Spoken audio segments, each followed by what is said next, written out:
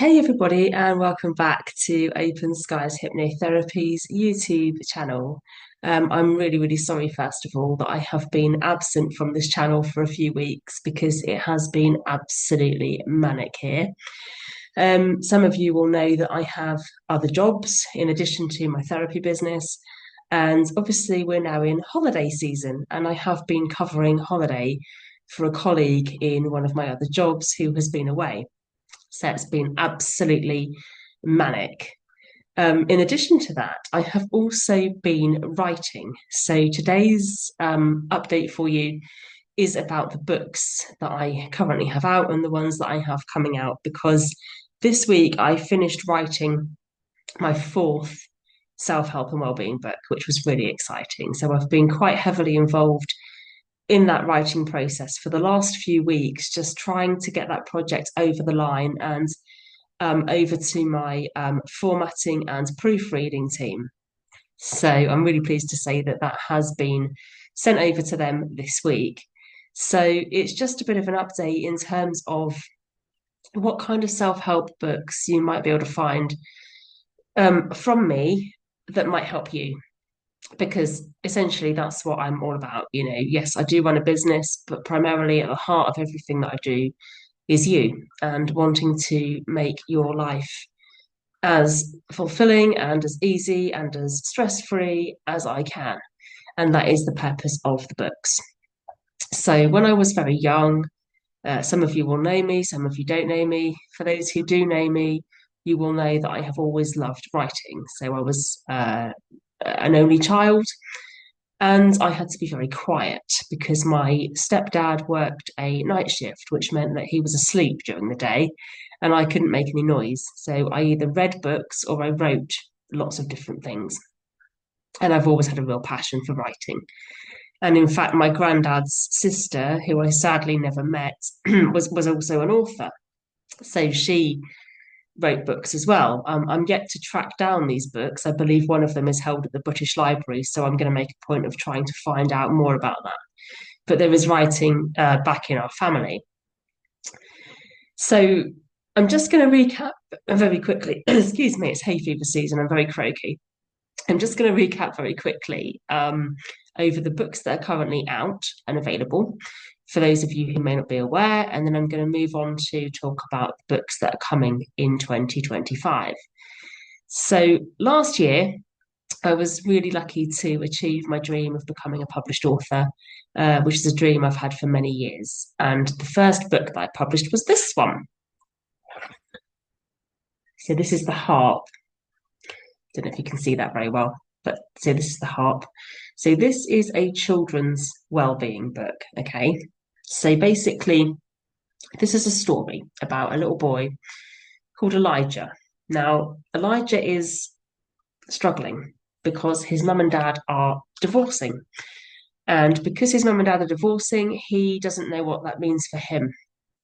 And as humans, we don't like change. We like things to be the same. We are creatures of comfort and familiarity and routine. And when that is disrupted, we find it very hard to cope.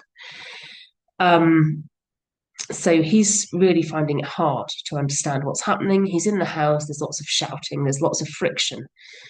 And he believes it's going to be best for everybody if he just is not there, if he just runs away. And he's probably feeling quite a lot of guilt and a lot of self-blame for a situation that is absolutely not his fault. But, children do tend to blame themselves for things like that. Not just divorce, but, parents' addictions, etc. Children will internalize a sense of blame for that. So the bottom line is that Elijah packs his bags and he thinks he's going to run away. And then he meets up with his best friend called Ethan, and they hatch a bit of a plan. And he goes on a little journey. And this journey allows him to come to terms with what's happening, to actually change up his mindset and to, reconcile with both of his parents at the end of the book. Although they are now separated, he is able to see the positives in that rather than the negatives and the self-blame.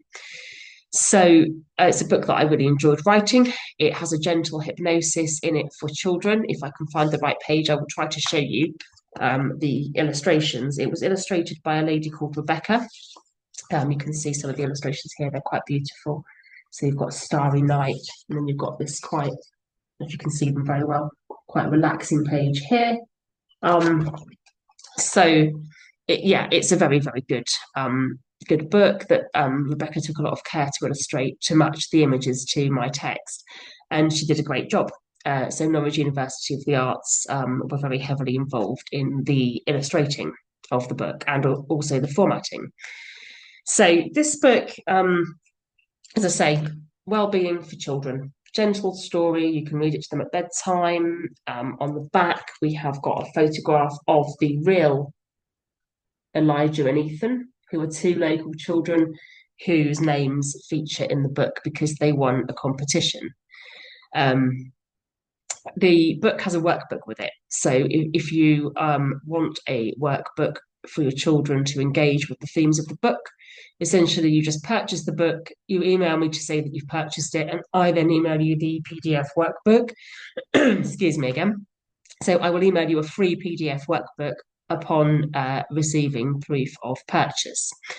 That workbook can be used with your child, and then if you feel that you want to send the workbook to me, you can send it to me and we can go through the marking, not marking, but kind of like an assessment, I guess, of the workbook and what they've said, what their responses are, and then I can point you in the right direction if I feel like they need some further support. So the book is available on a website called lulu.com. So lulu.com, lulu.com. You can just type in the harp on that website, it should come up. It's also available directly from me if you get in contact with me by email. And it's also available in Dereham in Norfolk at the Cozy Book Den bookshop. So we've got quite a few places you can find that book. So the next book is this one. So at the end of last year, my first adult self-help book came out. And this one was a bit harder to write because it was a bit more of a book that hit home for me. Although I say that, the harp also hit home for me in a lot of ways, but this one was quite a tricky one to write. So this is Critical Parenting Reframed, breaking free from limiting beliefs and finding self-acceptance. And you can see that the illustration on the cover is a man laughing outwardly, but inwardly his inner child is crying and quite upset. And so what this book is about is not a parenting manual for you to parent your children. It's a parenting manual for you to parent yourself, for you to reparent your inner child, because we carry around a lot of crap. We carry around a lot of limiting beliefs about ourselves. We carry around a lot of messages that are not ours, that we have internalized from either our own parents or our caregivers, our teachers, etc. And this book is about how you're going to be able to set them down and how you're going to be able to become more nurturing and compassionate to yourself so that you can move into self-acceptance. And of course, that will help you to parent your children as well, because once you've worked on you and you've broken that cycle of generational trauma, you are then not passing that on to your own children. So they're my first two books. They are both out now. Critical Parenting Reframed is on amazon.co.uk, so you can go on there. You can find it on paperback, you can find it on Kindle. The harp is on lulu.com, so they are both online and available now. I also have copies of Critical Parenting Reframed directly from me. You can get them from me by email. And also, again, at the Cozy Book Den in Dereham, that book is also in stock there. So this year, I have written another two books, which I'm hugely proud of, because two books in 6 months is quite a lot of work. So the first one is called You Are Enough, and I'm just going to see if I can share my screen. I don't know if I'm very good at this, to be fair, but we'll have a go. And I will see if I can show you a... Oh, hold on. It's all gone a bit wrong. See if I can show you the cover.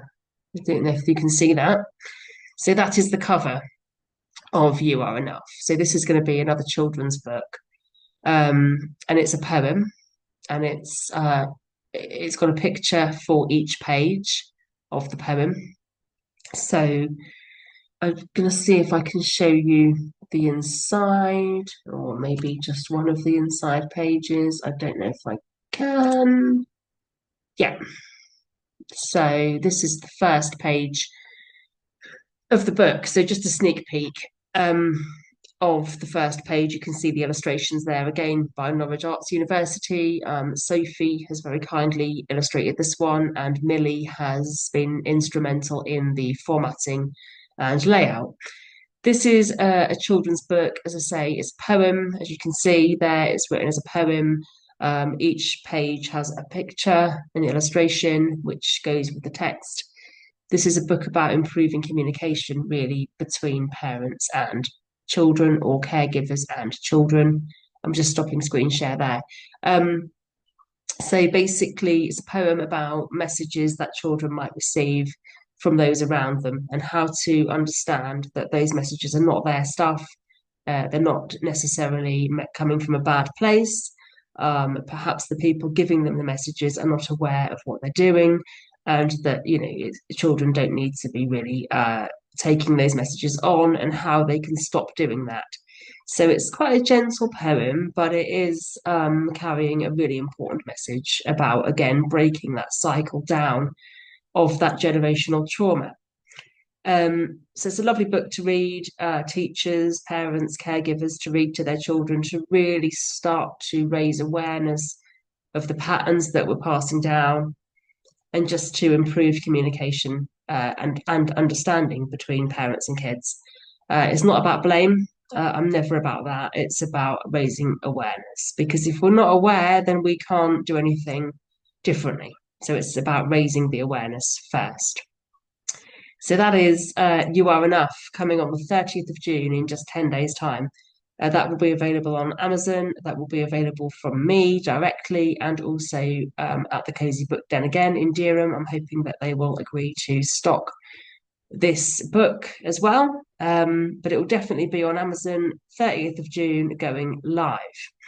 So that is the third book. The fourth book is another adult self-help book called Whose Stuff Is It Anyway? And this is quite a chunky book, and it really covers relating. So it's talking about, how do we relate to ourselves, and how do we relate to each other? And when we're relating to ourselves and to each other, how much of it is our stuff, and how much is other people's stuff that they're putting onto us and projecting out onto us? And how can we become aware of that? And how can we use that awareness to kind of grow, to heal, and to respond constructively to situations, rather than reacting from quite old behavioral patterns? So a really, really interesting book for me, excuse me, for me to write, and I hope it will be interesting for you guys to read. It's currently having a foreword written by my supervisor, so I'm quite nervous about that, because it means he's going to be reading through the book in order to produce a foreword.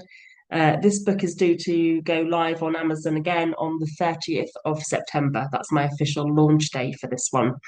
Again, that'll be available on Amazon and from myself, and hopefully at the Cozy Book Den in Durham. So basically, it is a book about, like I say, relating, and I cover lots of topics in this book. So I cover family relationships. So I'm talking about relating to your parents. I'm talking about relating to your spouse, your partner, your children. So we are, now in a world where things are moving very fast in terms of technology, and it can feel like we're losing our children, quite a lot, and that can be quite hard for us to navigate. Generational kind of, feeling quite out of date, I guess, because things are moving so quickly for them, and we come from quite a different time. It can be very hard to build a connection. So I talk a lot about that. I talk about the lost connection by which I mean the way that we now communicate by social media, etc. I talk about workplace relationships. So I talk about relating to colleagues, um, how we may react to things that happen at work, such as pay differences, office gossip, reinforced triggers at work if we are being harassed or made to feel inadequate. That might tap into a trigger from our own life outside of work and may make us feel quite ill emotionally.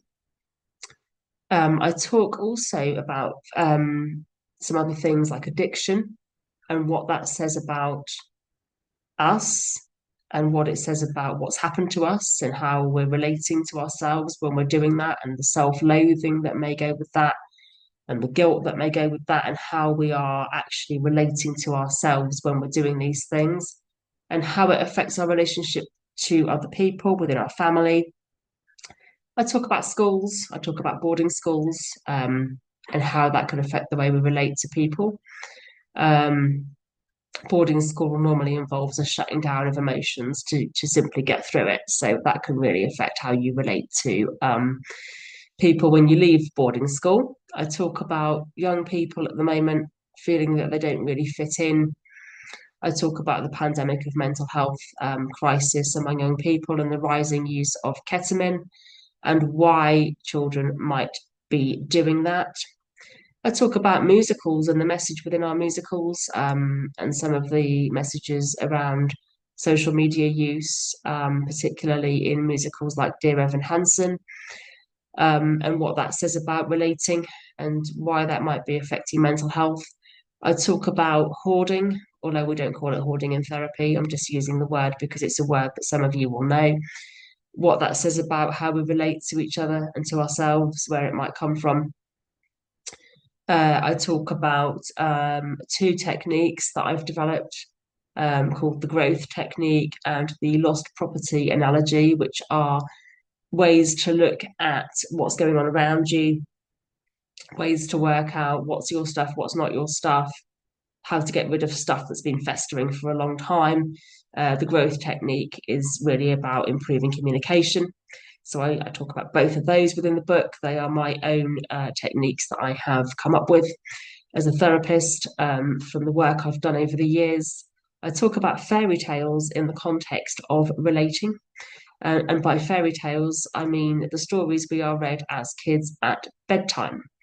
And I talk about the messages within those fairy tales and how they may affect how we relate to ourselves and to other people throughout our adult lives, because those messages are internalized at quite a young age.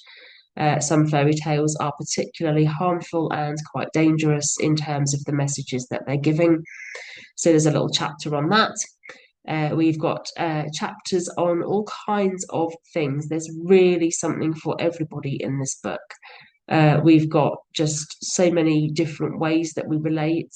And it was a huge book to write. It's quite a chunky read, but you can dip in and out. You can pick it up and read one chapter and then go back and read a different one. It's not necessarily got to be read all in one go. You can use it as a manual throughout life, really. It's about owning your stuff, recognizing what's yours when you're relating, recognizing what's other people's that they're projecting onto you, and really freeing up space to be more authentic, to be more you, and to allow the true you to come out, and without any feelings of, shame or inadequacy or I talk a lot about forgiveness in this book. Forgiveness probably doesn't mean what you think it means. So do purchase the book and have a look at the chapters on forgiveness, because you may be surprised about what that actually means, and it may not be as difficult to do as you think. So do have a look at that as well. I'm really excited to talk more about that in the coming weeks and months as we progress towards the launch day. So it's been really busy. That's why I've not been around much. So apologies. I do like to come on just so that people can see me and say hi, because I like to keep a connection with you guys as much as I can. Um, it's just been absolutely manic. I've been overseeing the illustrations for You Are Enough, as well as trying to finish writing Whose Stuff Is It Anyway, and also covering holiday in my other job. So it's just been full pelt at the minute. But I hope everybody is well and enjoying the beautifully sunny weather that we are having, which I think lifts the mood. I think it's really important to get outside first thing in the morning before it gets too hot and just soak up a little bit of sun, get your vitamin D in, take your morning coffee or tea outside into the garden if you can before it gets too warm, and just spend 10 minutes in nature before you start your day just to really focus outward. So start to focus outward on other things, things around you, because inward thinking also can cause a lot of depression and a lot of low mood. And I talk in the book again about that, and I talk about ways that we can focus outward and how we can start to pull ourselves out of these ruts and holes that we get into. Um, because that can affect how we relate to ourselves and it can affect how we relate to other people. So I'm just giving different kind of techniques for how to deal with that as well. So if you are somebody who suffers from low mood, then again, you will find the book helpful. So I'll leave you there today because I do have to crack on again with some other things. But I will be back over the next few days, weeks, months with more information as the books roll towards their scheduled release dates. You Are Enough, I will be promoting quite heavily now in the next 10 days as we push towards going live on Amazon with that one. Do buy a copy for your children. If you're a parent teacher association, please think about buying a copy for your school library. It will be the best thing you'll do in terms of investment. I just think, let's get these books into school libraries. Let's start changing the world. Let's start changing, generational trauma. Let's start breaking that cycle for our kids. They deserve so much more. They're growing up in a world that's really hard right now. They're facing some very difficult things. Let's nurture them as much as we can. Let's give them the tools and the equipment to move forward into their adult lives fulfilled and without the baggage of generational trauma. So if you are a PTA, please consider buying a copy of the book for your school library. If you'd like me to come to your school and do a talk on the book or a bit of a reading, please get in touch with me. I'm always very happy to do that. If you are a parent, if you are a caregiver, a babysitter, a grandparent, please spread the word about the book to your own families. Perhaps you might like to buy them one as a gift. Buy a copy, read it to your children. You might even find something in there for the child part of you that you need to hear. Because even though we're adults, that child part hasn't died. And you may find something within this book that speaks to the child part of you. So please do spread the word as we approach, as I say, release date in 10 days' time. Once this book is out, I will then be pushing Whose Stuff Is It Anyway, and I'll be promoting that, and I will be coming out and doing some events and some workshops on the subject of relating. And I may even have some collaborations with some other professionals as well. So do stay tuned for all the updates. But for now, have a lovely sunny day, and I'll see you really soon. Thank you very much for listening, and bye bye.